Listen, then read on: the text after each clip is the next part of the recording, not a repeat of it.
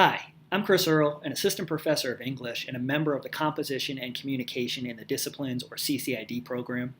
In this video, I want to provide a brief overview to translation assignments, sometimes called remediation assignments, which are a really great way to further student learning and engagement. As the name suggests, translation assignments ask students to rewrite a text from one context, form, or language into another. And there are many benefits to this kind of assignment, helping improve student communication and writing practices, but also their grasp of content knowledge. For the former, translation assignments ask students to develop and to be more flexible writers and to have an understanding of communication and writing as highly contextual practices, as undertaken for particular purposes, as addressed to particular audiences, and as following particular forms. Moreover, revision is the central task of translation, and research in writing studies has time and time again shown that revision is a primary means through which student thinking and writing mature and improve. In terms of grasping or having a greater grasp of content knowledge, translation assignments ask students to really know the stuff they're writing about, to be able to communicate it clearly and concisely without generalization or jargon.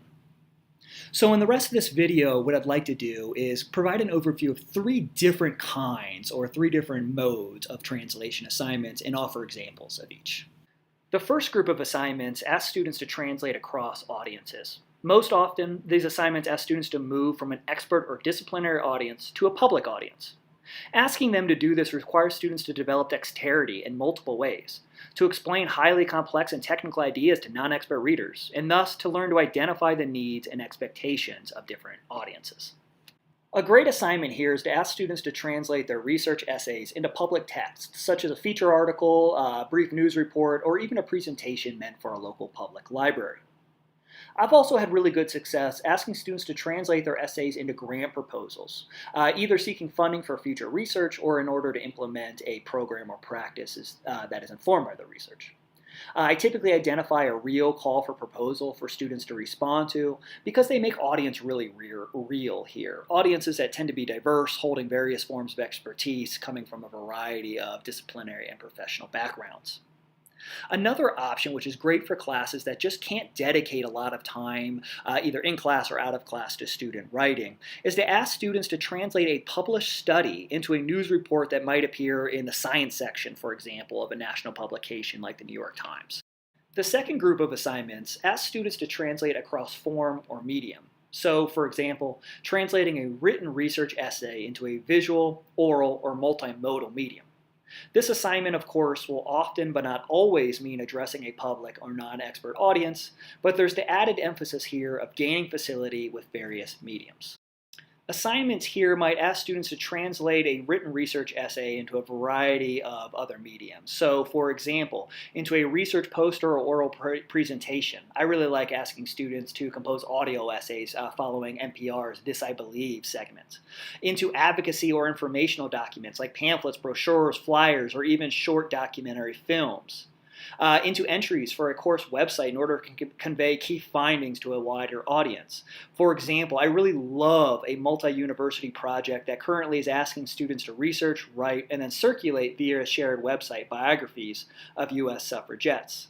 Or lastly, even into a public exhibit or tour focused around course themes. So for example, I can imagine a really cool project that would put together an eco tour of the Truckee Meadows watershed. The last group of assignments asks students to work within strict limits. This category is probably the least translation-y of them all, but it nonetheless asks students to make significant changes in both form and content as they revise and rewrite. The main purpose here is to combat generalization, which is a source of many instructors' frustration when reading student papers. By imposing strict limits on length or focus, students grapple with what to include and what to exclude, having to really zero in on what's essential.